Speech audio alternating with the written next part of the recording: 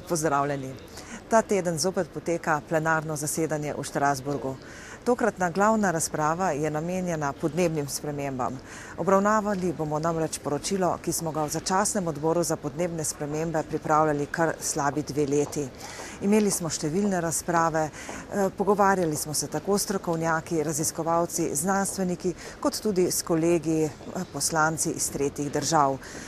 Obravnavamo številna področja, tako področje energetike, prometa, stavb, celo kulturne dediščine, turizma, kmetijstva, zunanje politike in s tem pravzaprav dokazujemo, kako zelo pomembno je, da to področje obravnavamo celovito in da bo takšen pristop potreben tudi v naslednjem mandatu.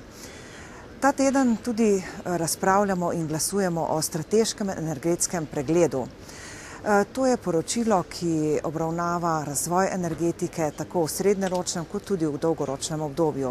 Posebno pozornost smo namenili diverzifikaciji, tako virov energije kot tudi nabavnim potem.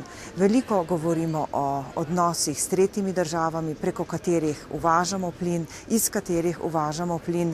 Veliko pozornosti smo namenili tudi uporabi jedrske energije.